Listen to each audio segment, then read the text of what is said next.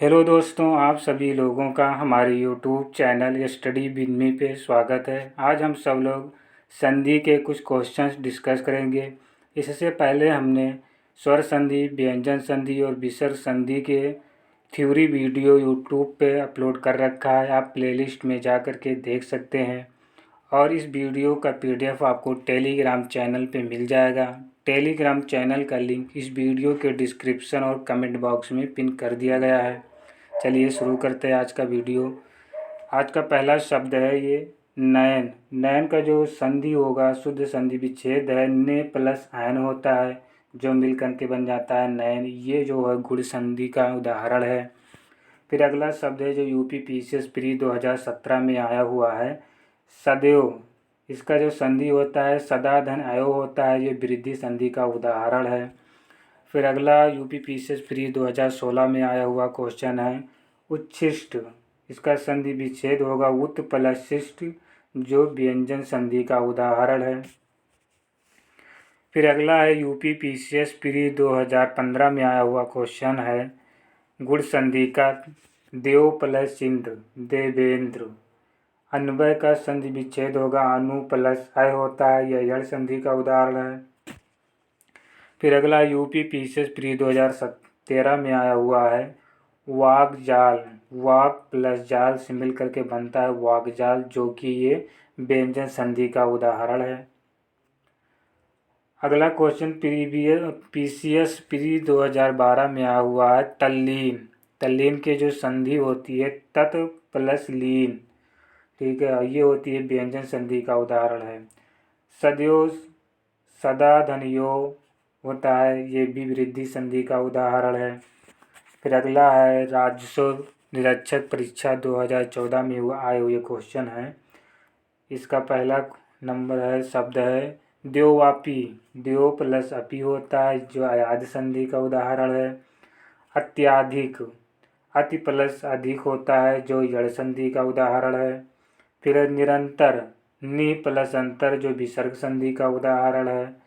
इत्यादि, इत प्लस आदि, इत्यादि जो कि यड़ संधि का उदाहरण है। फिर मनोहर, मनः प्लस हर, मनोहर विसर्ग संधि का उदाहरण है। पुरस्कार, पुरा प्लस कार, पुरस्कार ये भी विसर्ग संधि का उदाहरण है। सदाचार, सत प्लस आचार, ये भी व्यंजन संधि का उदाहरण है। अगला है निर्गुण। नि प्लस गुण होता है निर्गुण, जो कि विसर्ग संधि का उदाहरण है। दिग्गज, दिग्गज दिग प्लस गज होता है इसका, जो कि व्यंजन संधि का ही उदाहरण है। ये भी जगदीश, जगत प्लस ईश, जगदीश, जो कि ये भी व्यंजन संधि का उदाहरण है। महिष, महा प्लस ईश, महिष, जो कि ये भी स्वर संधि का उदाहरण है। अगले जो क्वेश्चंस हैं ये सब आए हुए हैं यूपी एनटी एग्जाम 2006 में आए हुए हैं। लिखा हुआ है परमात्मा का सही संधि विच्छेद है, तो परम प्लस आत्मा होता है, इसका हो जाता है परमात्मा होता है, जो कि ये दीर्घ संधि का उदाहरण है। फिर पराधीन विकल्पों में सही शुद्ध सुनिए तो ये होगा पर प्लस आधीन होता है, बन जाता है पराधीन हो जाता है, ये भी दीर्घ संधि का उदाहरण है। उच्चारण, उत प्लस चारण होता है उच्चारण, जो कि ये भी व्यंजन संधि का उदाहरण है। महाशय शब्द का संधि विच्छेद है, महा प्लस आशय, महाशय होता है, जो ये भी दीर्घ संधि का ही उदाहरण है। पवन शब्द का सही संधि विच्छेद है, पौ प्लसन, पवन होता है, जो कि अयाद संधि का उदाहरण है।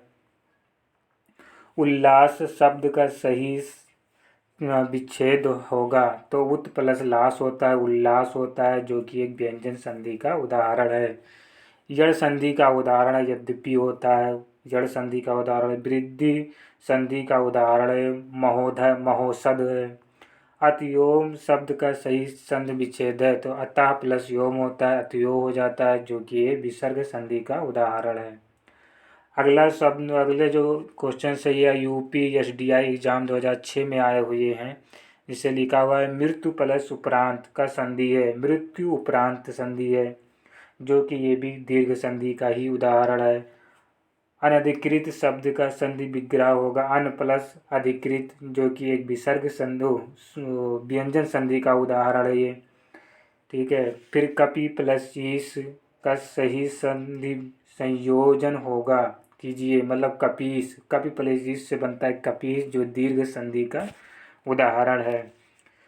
अगला पूछ लिया है विसर्ग संधि का डिफिनेशन पूछ लिया कि विसर्ग के साथ स्वर अथवा व्यंजन के योग से जो विकार उत्पन्न होता है उसे किस संधि के नाम से जाना जाता है। तो ये विसर्ग संधि के नाम से जाना जाता है।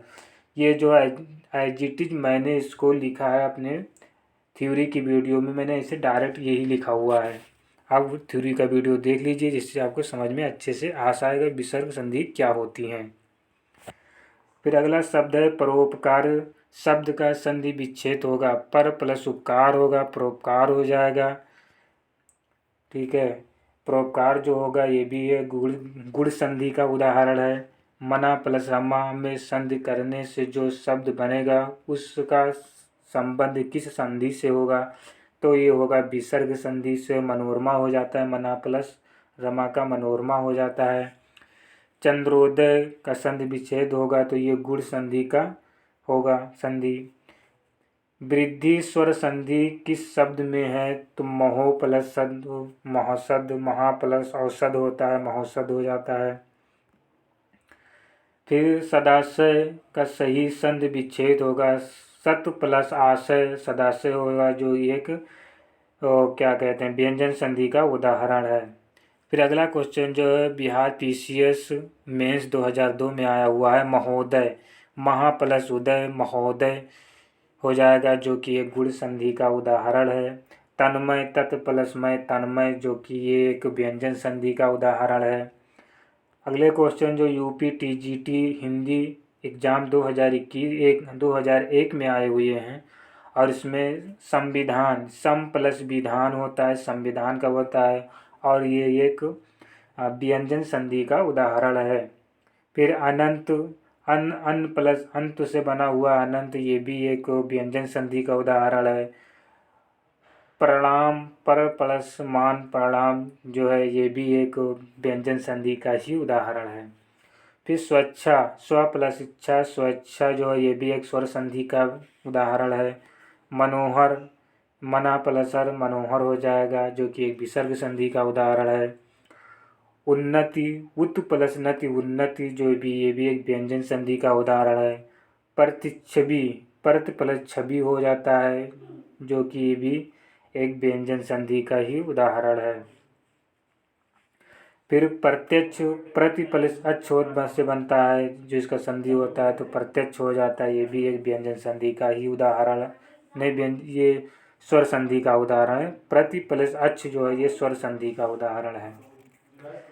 फिर सरोज सरा प्लस ज होता है, सरोज होता है, जो कि विसर्ग संधि का उदाहरण है।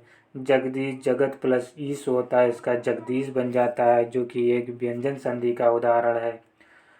अगला जो शब्द है यूपी टीजीटी हिंदी एग्जाम 2002 में आए हुए हैं संस्कृत सम प्लस कृति से बना हुआ है संस्कृत, जो कि ये एक स्वर संधि का उदाहरण व्यंजन संधि का उदाहरण है। ये एक व्यंजन संधि का उदाहरण है। यशोदा यशा प्लस द से बना हुआ यशोदा, जो कि एक विसर्ग संधि का उदाहरण है। अंतरात्मा अंता प्लस आत्मा अंतरात्मा बनता है, जो कि एक विसर्ग संधि का उदाहरण है। अंतोगत्वा अंततो गत्वा जो है अंतता प्लस गत्वा से बना हुआ है, जो कि एक विसर्ग संधि का उदाहरण है। फिर अगला जो है यूपी टीजीटी हिंदी एग्जाम 2003 में आया हुआ है मनोविज्ञान मनो प्लस विज्ञान, जो कि एक विसर्ग संधि का उदाहरण है। फिर ये पूछ लिया यड़ संधि का जो परिभाषा पूछ लिया कि यदि छोटी ई बड़ी ई छोटा ऊ बड़ा ऊ और री के बाद कोई भिन्न स्वर आए तो उनका परिवर्तन क्रमशः या वा और रा में हो तो उनमें कौन सी संधि होगी। तो ये होती है यड़ संधि, स्वर संधि का एक प्रकार है। फिर UP TGT cancel Hindi exam 2004 में आया हुआ था भगवत गीता भगवत प्लस गीता होता है, जो कि एक व्यंजन संधि का उदाहरण है। मनोरम तो मना प्लस रम से बनता है मनोरम, जो विसर्ग संधि का उदाहरण है।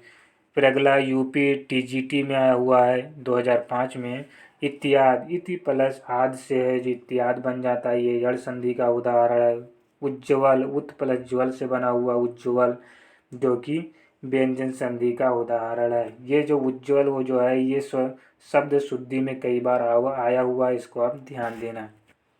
स्वागत, सु प्लस स्वागत, स्वागत हो जाए, ये जड़ संधि का उदाहरण है। फिर अगला है यूपी टीजीटी हिंदी एग्जाम 2009 में आया हुआ है।